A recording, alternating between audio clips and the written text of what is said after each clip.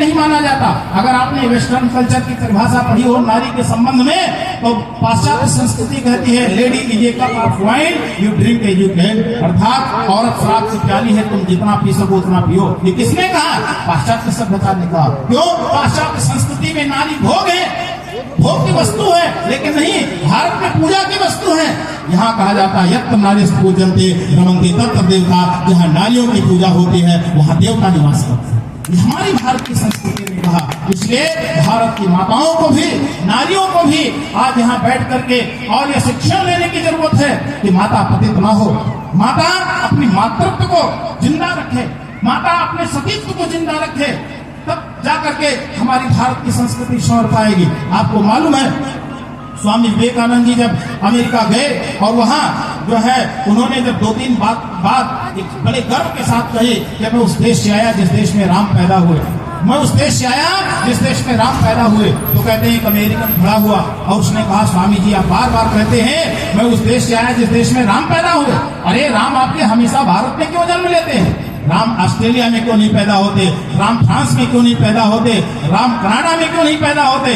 तो स्वामी जी गर्व के साथ खड़े हुए और उन्होंने कहा महोदय, अरे मेरे राम की बात करते हो, मेरे राम तो तुम्हारे ऑस्ट्रेलिया में पैदा हो सकते हैं, मेरे राम तो तुम्हारे जो है फ्रांस में पैदा हो सकते हैं, मेरे राम तुम्हारे कनाडा में पैदा हो सकते हैं, मेरे राम तुम्हारे अमेरिका में पैदा हो सकते हैं, लेकिन राम को पैदा करने के लिए जैसी कौशल्या माँ चाहिए वो माँ केवल भारत में पाई जाती है। इसलिए केवल राम भारत में जन्म लेते हैं, दुनिया के किसी देश में राम नहीं जन्म लेते हैं।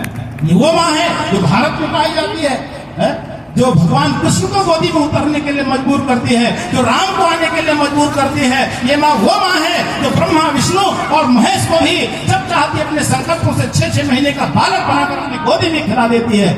ये सामर्थ्य किसी और में, ये वो माँ है, ये वो शक्ति की देवी है जो शेर पर बैठने का साहस करती है। आपने किसी देवता को शेर पर बैठे हुए नहीं देखा होगा, हमारे कौन बैठती है? माता बैठती है शेर के ऊपर, इसीलिए इसे शक्ति माना गया, इसीलिए इसे दुर्गा काली का रूप दिया गया। लेकिन वो नारी जिसे गंगा निर्मला नारी पूजनीय सदा सदा कहकर पुकारा गया, आज वह नारी भी भटकाव के किनारे पर है। आज वे नारियां भी आधुनिकता के इस माहौल में भटक रही हैं, वो बच्चियां भी भटक रही हैं।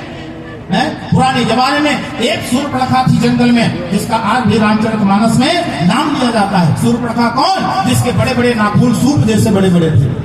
वो किसी को मारना होता था तो अस्त्र शस्त्र नहीं, वो अपने नाखूनों पंजों से लोगों को नोच लेती थी, इसीलिए उसे सूर्पणखा कहा गया। आज घर घर में सूर्पणखाएं हैं। क्यों? आज आधुनिक शहर में देखिए इतने बड़े बड़े, मैंने तो कुछ पिछले दिन दिल्ली में गया कार्यक्रम में, एक बहन बैठी थी, लगभग हमको लगता है कि 6-6 इंच के उसके नाखून थे, खाली बड़े बड़े नाखून पर खच्चे जैसे, वो खाली हाथ उठाते के बाद में भय से भाग जाएगा, ऐसी स्थिति। तो इन चीजों से हमें अपने बच्चों को बचाना है।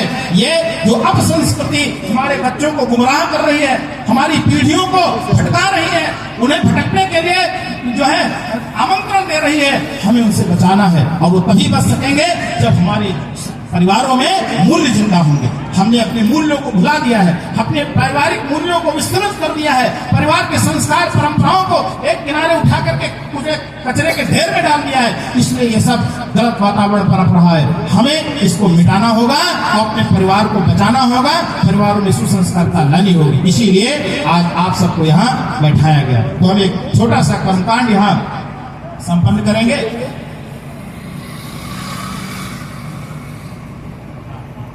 तो